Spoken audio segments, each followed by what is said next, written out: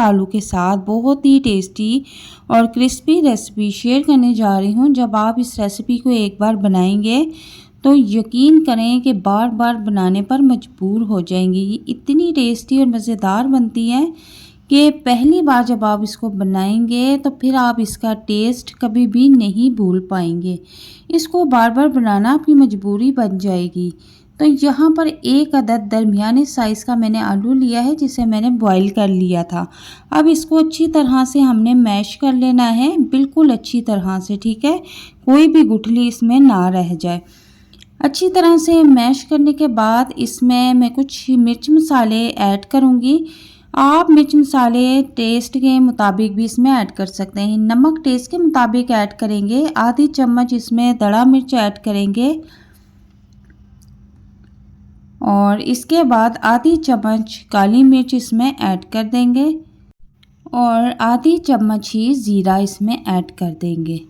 थोड़ा सा हरा धनिया कटिंग करके वो भी इसमें ऐड कर देंगे और इन तमाम चीज़ों को अच्छी तरह से मिक्स कर लेंगे। अच्छा, अगर आप ज़्यादा स्पाइसी खाना चाहते हैं तो मिर्च मसाला अपने टेस्ट के मुताबिक भी रख सकते हैं। और इसके बाद 3 से 4 चम्मच कॉर्नफ्लोर के इसमें ऐड कर देंगे। अगर कॉर्नफ्लोर नहीं है तो मैदा भी इसमें ऐड कर सकते हैं, लेकिन कॉर्नफ्लोर हो तो ज़्यादा अच्छी बात है। इससे जो है आपके स्नैक्स बहुत ही क्रिस्पी और टेस्टी बनते हैं, ठीक है। अब इसको अच्छी तरह से हम गूंद लेंगे।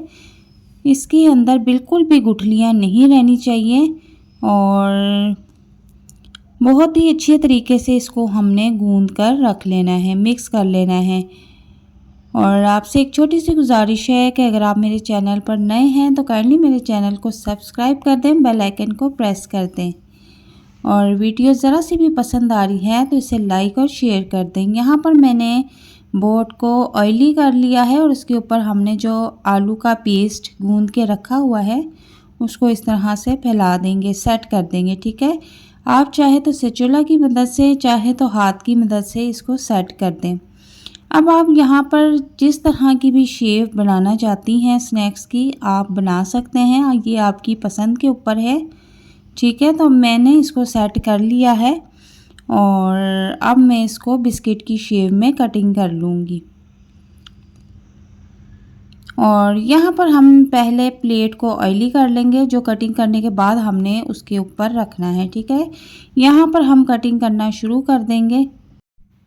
इसकी कटिंग बहुत ही आसानी के साथ हो जाती है। कटिंग करने के बाद आप इसको स्टोर करके नहीं रख सकते, क्योंकि आलू की जो रेसिपी होती है उसको हम स्टोर करके नहीं रख सकते, क्योंकि आलू फ्रिज में रखने के बाद वो पानी छोड़ देते हैं, जिसकी वजह से आपकी जो रेसिपी है वो ख़राब हो सकती है, ठीक है। आप अगर इसको बना रहे हैं तो बिल्कुल फ्रेश बनाएं और उसी वक्त इसको फ्राई कर लें, ठीक है। फ्रिज में इसको स्टोर करके रखने की ज़रूरत नहीं है।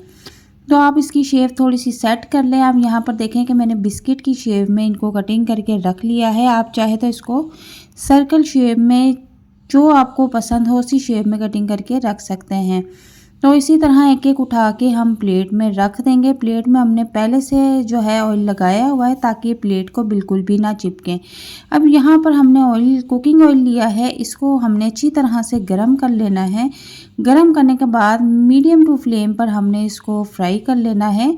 और यहाँ पर एक बात मैं आपको और बता दूँ कि इसको हमने लो फ्लेम पे फ्राई नहीं करना, वरना ये आपके जो स्नैक्स है बिल्कुल ख़राब हो जाएंगे, नरम हो जाएंगे और बर्तन के साथ ही चिपक जाएंगे। हमने इसको फुल फ्लेम पे, यानी समझ लें हाई फ्लेम पे इसको हमने फ्राई करना है।